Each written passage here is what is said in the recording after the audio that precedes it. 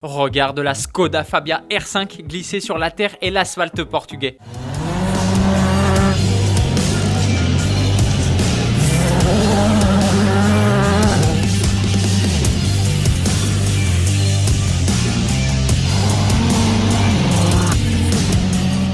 Elle a l'air de marcher, hein? Et oui, c'est le début de ton Automoto Express.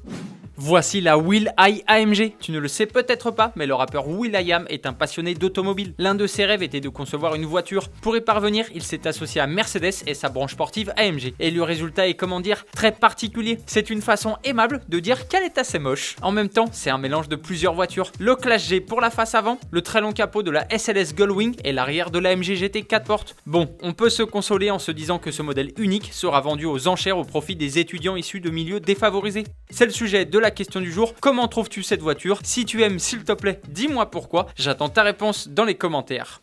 Lotus Emira GT4, un retour aux sources. Lorsque Colin Chapman a fondé la marque, il n'avait qu'une obsession, fabriquer des autos légères. Mais la philosophie est en train de changer. Le SUV Elytra pèse plus de 2 tonnes, près d'1,7 tonne pour l'Evaya. Il est loin le temps de la première Elise et c'est 700 kg. Mais avec l'Emira GT4, Lotus appuie sur pause. La marque renoue un petit peu avec son précepte Light is right. Logique, c'est une voiture de course. Son poids à vide est de 1300 kg. Pour combien de chevaux? 400 grâce à un V6 Toyota de 3,5 litres. Je te laisse regarder ce qu'elle vaut sur circuit.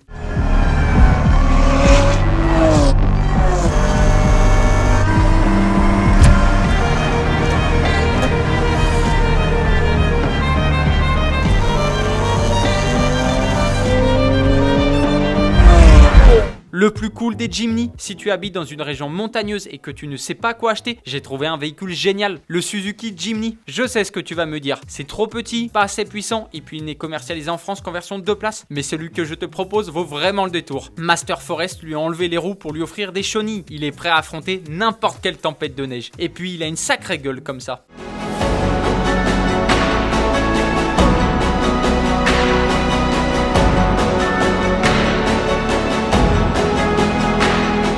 Max Verstappen prend du bon temps. Le pilote néerlandais a remporté hier le Grand Prix de Miami. Mais la semaine précédant la course, il avait la tête ailleurs. Il avait la tête au Swamp Buggy. Il a pu affronter Yuki Tsunoda et d'autres athlètes du team Red Bull. Un drôle d'engin conçu pour rouler dans l'eau. C'est une institution en Floride. Et c'est puissant? Oh oui, ces Swamp Buggy sont animés par des moteurs V8 de 900 chevaux. Pas mal du tout, hein. À en croire ces images, on peut confirmer que Max Verstappen a pris beaucoup de plaisir.